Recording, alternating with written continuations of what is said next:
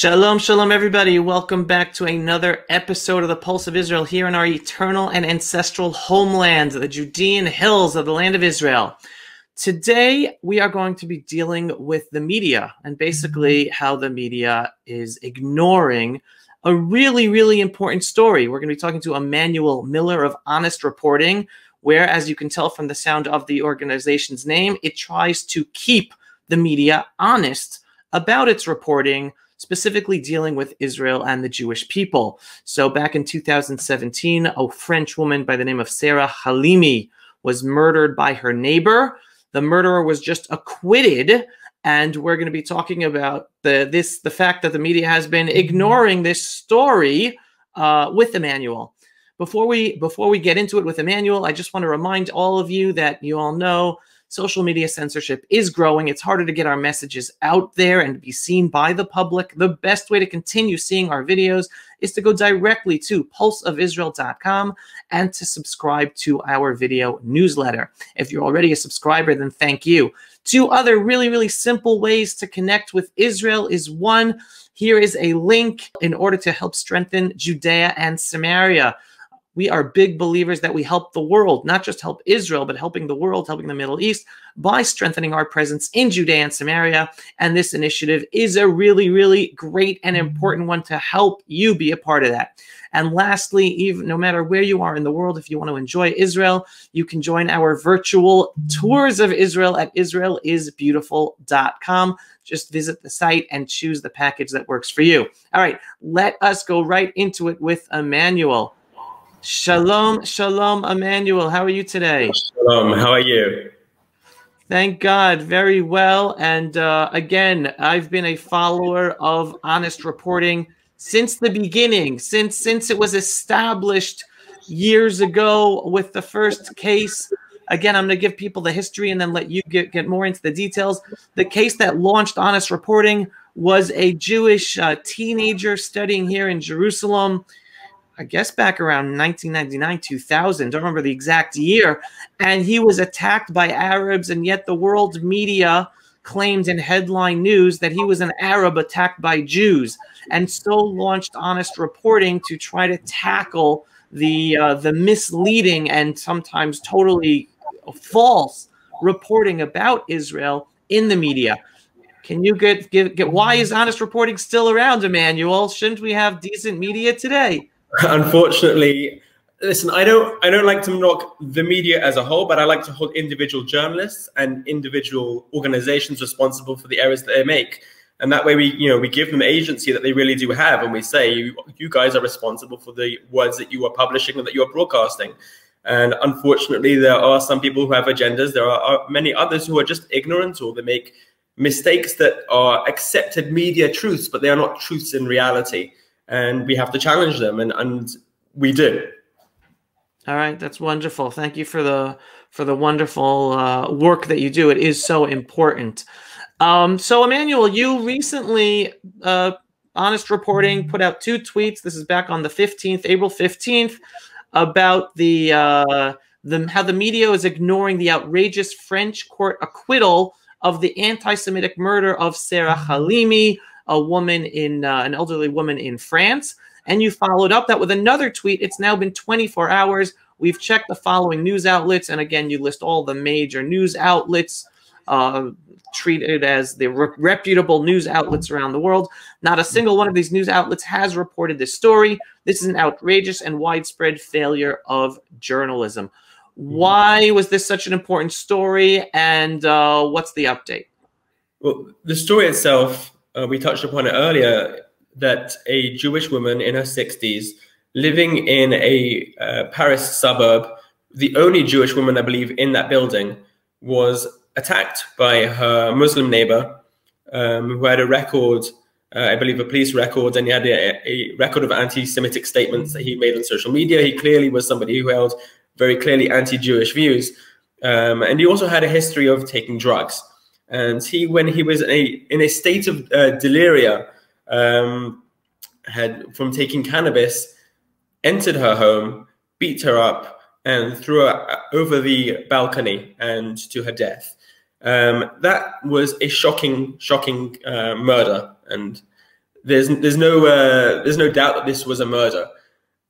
What unfortunately then happened was that the French, in general, don't like to refer to anti-Semitism as anti-Semitism. A very secular country that tries to see everybody as French and not dividing people into their own ethnic and religious and own identities. That was already hard for the French to deal with. But that's a side point. What's really the issue at play here is that the court ruled that as this man, Kobili Traoré is his name, and he should be named as the murderer here, as he had taken such a large quantity of cannabis, he could not be held responsible for his actions, said the court. And that was outrageous, that it was taken to the French highest court of appeal, the Cour de Cassation. Should never have got that far, but when it did get that far, Emmanuel Macron, the French president, intervened, and this is very controversial at the time, but many said this is absolutely right. He said, we have to do something about this. This guy has to stand trial. And people said this is politics intervening with the justice system. But ultimately, the court found that he could not be held responsible for his actions, drawing much dismay from the French community, which, as we know, over the last few years, over the last decade, from the general French community or the Jewish French community? The Jewish French community. Good point. Yeah, the Jewish French community. And again, just to let people understand, this was a 65-year-old woman, a grandmother, thrown to her death by her neighbor. So people understand that the severity. Only Jewish women in the building. There's no way it wasn't anti-Semitic. And again, it was reported that when he did it, he screamed Allahu Akbar. Yeah, so he had this sanity to be connected with his religious motivation to commit the murder, and they have that on record, but they still ignored all that and his history and just focused on the fact that he was high at the time. It's like saying because you drank some alcohol, you can't be held on responsibility for drinking and driving. It's just if you get into a crash and you've had alcohol in your system, that's an aggravating factor, but you are still held responsible. The same with cannabis. And there are cannabis users, it would seem, from our post on the internet who said that is not how cannabis works. It doesn't make somebody aggressive. I don't know, I've never done it myself, but that's what people seem to be saying. So it's even stranger that the court has ruled this way. And the Jewish French community feel they're at risk. They feel that their blood is now cheap and free and that they are not able to defend themselves. They've already been feeling this way for a long time, but this really is very alarming.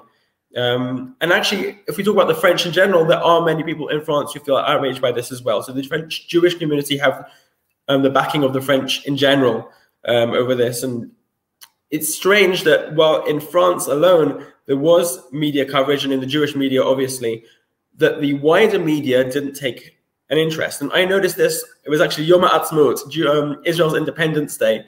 It's a day off work for me, really. But I'm following this case and I'm thinking to myself, this is absurd. This is a massive story. This basically means that a murderer is allowed to walk free, literally allowed to walk free. How can this be? How can this not be of interest to the media? How can this not be an issue that wakes people up and says, this is supposed to be a justice system, but it's perpetrating injustices. This is a miscarriage of justice. That's not just of national interest, that's of global interest, and yet it was totally ignored. And so we got onto that on Twitter, and we just pumped Twitter with tweets endlessly. And anybody who retweeted us, we retweeted them, and just got onto it as much as we could. The following day, we published a piece calling out the media for ignoring this. And so for 48 hours, there was no media coverage other than in the Jewish and the French media, nothing globally. The day after we publish our piece, the New York Times breaks the silence and they publish a piece. The following day, the Daily Mail of Britain, which is one of the most widely read websites in the world, news websites in the world, published a piece as well. And so is another website called Insider.com, and we have other lesser known websites as well, but now it's known. And it's a shame that we almost have to shame the media into doing their job, because really this is of importance. It's absurd to think that editors and journalists said, yeah, that's sad, but we got other things to deal with. I mean, yes, you might have other things to deal with, but there's no reason why this story couldn't have been written up. So it sounds like, from what you're saying, it sounds like the update is the New York Times did write something after you basically called them out. The Daily Mail did. I mean, I'm just looking at your tweet, your 24-hour tweet, and you said, we've checked the following news outlets: New York Times, CNN, BBC, Washington Post, LA Times, Boston Globe, Guardian, The Times. So you're saying out of that whole list, the only one who, again, we have to give gratitude for actually following up and reporting it is the New York Times, although they still have not. They did their job in this case, and the article that was written was well written and fair. So credit where it's due, and we'll criticize when that's due as well. All right. Well, listen, that's specifically the Sari Halimi case, and we'll continue following up with you. I hope that some of the other outlets also write up on this, because it does. You're pointing out the nerve of the Jewish community in France, where we have the word in Hebrew. They feel like their lives are hefker. Right, their lives are now totally up for grabs. The justice system isn't looking out for them. Someone could claim that he's high and then get off for murdering a Jew, and no consequences in France. So that's very scary for the French Jewish community. Going back to the media perspective of this, you guys are on top of this day in, day out. Any other recent cases or successes you want to tell us about in terms of media bias or media not reporting? Or not reporting at all, or reporting incorrectly? Well, we've begun to use a method called big data recently, because whereas we can track individual articles and we can read between the lines and see how they're biased, sometimes the bias lies in the bigger picture, what the media are writing about and what they're ignoring. So here is very obvious what was being ignored. An interesting case arose a couple of months ago when a Republican politician, Marjorie Greene, I believe is her name. She was found to have issued a tweet a couple of years ago in which she referred to Jewish space lasers, which didn't go down so well. It was clearly anti-Semitic. Now, that story was covered widely over the media. Compare that to the coverage or lack of coverage over Rashida Tlaib's meeting with Hamas and pro-Hamas and Hezbollah terrorists in I think it was a virtual event, and there was basically silence over that. So there was a few outlets covered that, but we looked at from the beginning of the news cycle to the end of the news cycle. So we tracked that in terms of the days, and we saw that the coverage of Republican anti-Semitism compared to Democratic anti-Semitism was far longer, far more sustained, far more widespread. And so there are media blind spots that can only really be exposed by going into the statistics and showing the analysis. And it's right that both should be covered. When Jews are at risk, or when there are crazy things being said about Jews, or when people are meeting with terrorists, they're both important. But unfortunately, some things seem to be more important in the eyes of the media. And so by exposing it statistically, it's a lot harder to argue with us and say, no, you're misinterpreting us. No, these are the facts. So that's been important. We've also had other things, for example, the Daily Mail, which we referred to before. They published a piece last month in which they referred to Hamas as a resistance movement. We got that corrected to terrorists. You got that corrected. We got that corrected. We have also last year, Louis Farrakhan was supposed to be speaking on a CNN subsidiary. I can't remember the exact name of the particular channel, but that was cancelled after people complained about that. And so that moved to YouTube, and Louis Farrakhan was going to be broadcasting a 4-hour address on YouTube. And thankfully, because we got on that and our supporters got on that, we got it pulled off of YouTube. So we deplatformed Louis Farrakhan from spreading his vile brand of hatred against Jews. So we are quite diverse in the approaches we take, but ultimately it's all with the intention of ensuring that the media do not allow clear anti-Semitism and also do not spread the more modern forms of anti-Semitism that blame Israel as a proxy for blaming Jews for the ills of the world. Yeah, and everyone, to anyone listening who has not been familiar with Honest Reporting until now, I wholeheartedly advise you to follow Honest Reporting. Again, I've been following them since the beginning. I remember when it was launched, wow, 20-some years ago. Really, really important organization, making a huge, huge impact. And it's so important because otherwise unfortunately, people believe what they read in the media. And again, I agree with you. It's not like journalists are mean or necessarily anti-Semitic in their reporting. The narrative that I've come to understand is they're lazy and they're basically given the information and they just go with it. They don't fact check. And unfortunately, some of them, they hang around circles where it is an anti-Israel circle. That's our media. Unfortunately, most Western countries of the world, and it's thanks to the work of Honest Reporting that is on top of trying your best to keep most of these journalists or publications honest and getting them to change when they're reporting when necessary. So how'd you get into this, Emmanuel? What's your story? Why are you working for Honest Reporting? Well, my story goes back to when I was a teenager. So I'm a bit on the young side. I'm 33. When I was you're very young. When I was growing up, around the age of 13 exactly, 13 to 18 were the years between 2000 and 2005 when the second Intifada erupted. And I was a Jew living in England, and I have many cousins living in Israel. My grandparents were living in Israel. And I would come here to visit them. And I realized that my family here is under attack, literally, by terrorists. My wider family, the Jewish people, is under attack. There's no way that I could not be part of this. And so I made a promise to myself that when I turned 18, I would come here to live in Israel. And in the intervening years, I remember that I would go to stand on Oxford Street in central London, and there would be a campaign to boycott Israel. There would be people waving the PLO flag outside of Marks and Spencer, a famous Jewish-owned, coincidentally, or not so coincidentally, a Jewish-owned store in central London, and they'd be calling for the boycott of Israeli goods. So I would stand with the Israeli flag and put out pro-Israel information. And I saw that this was at a time that Jews were being killed by terrorists, and these people were calling for people to boycott Israel, and it was absurd. And in those years that my Zionist identity was really formed, especially when I came here myself, and I realized that, I too was a target of Hamas and Fatah, the terrorist organizations. And just because I lived in England doesn't mean they wanted to kill me any less. And so it was very clear to me that I had to do whatever I could to defend Israel. I did come to Israel at the age of 18. I served in the IDF as a lone soldier.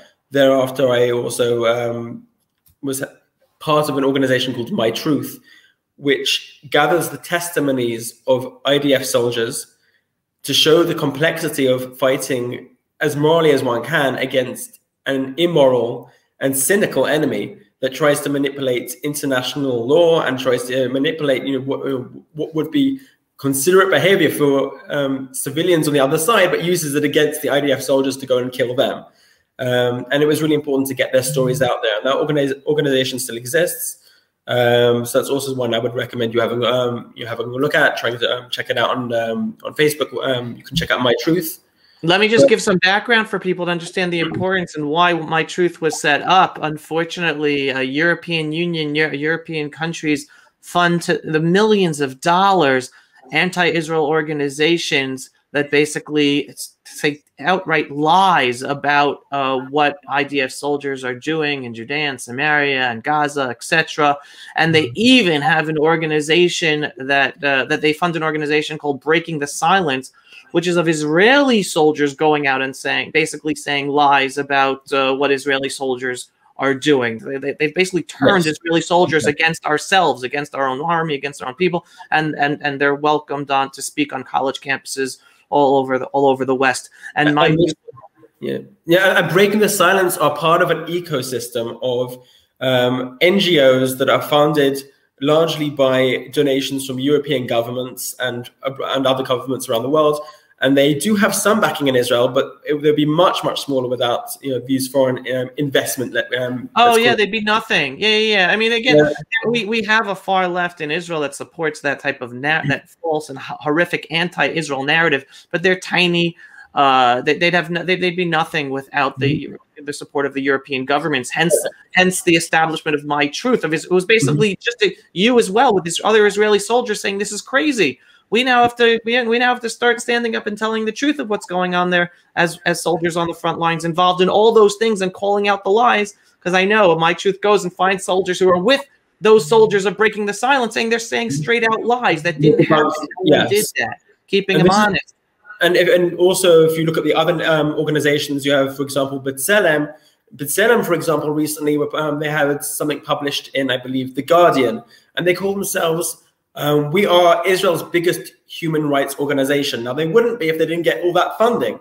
And there's a connection between the media and these organizations that the liberal media generally, The Guardian in the UK and Independent in the UK, the New York Times, will give these organizations a platform, and they become inflated far bigger than they ever would be without the foreign funding and without the platform of these media organizations. And therefore, it is a nice transition for me into my current job working.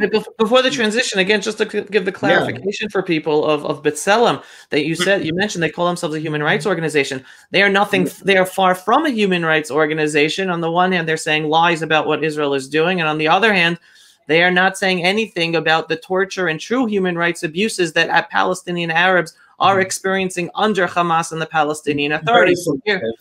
Yes. What? They're very selective. They're very selective. They only say stories that make Israel look bad, and it's basically lying and giving misinformation about the situation. But yet they are silent about daily abuse and torture by Palestinian Authority and Hamas on their own people. So they are far from a human rights organization. It's totally an anti-Israel organization. Again, like you mentioned, mostly funded by European governments and the European Union. So transitioning to your current position, Emmanuel. Yeah. So I actually worked also previously for the Times of Israel and the Jerusalem Post. And I understand what it is to be a journalist. And I don't expect journalists to be perfect. I understand that there are ethical failures and there are also honest mistakes. If you're an accountant and you get an extra zero at the end of your sum, you could be committing tax fraud, but it's not necessarily intentional. And you can maybe make that case in court, and things could be righted. If you are a soldier, and this is where Breaking the Silence would like to go and pin things on Israel. If you make a mistake, it could be lethal, but it doesn't necessarily mean that you have bad intentions. This is a high-pressure situation. Similarly, with journalists, I can distinguish between two different kinds of mistakes. The ones that are ignorant, and we can address those, and the ones that are deliberate. The ones that are deliberate are generally a bit harder to prove because we don't really know somebody's intention. But when they're really extreme, or when they blame Israel despite an abundance of facts, or when terrorist groups are mislabeled and they're called resistance movements, these are things that happen again and again, and that's just a clear indication of bias against Israel.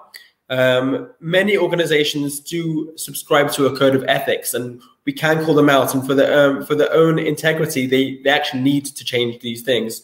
A basic one, we actually, a number of years ago, before I joined Honest Reporting, got The Guardian to stop referring to Tel Aviv as the capital of Israel. It would refer to Washington and Tel Aviv being in talks.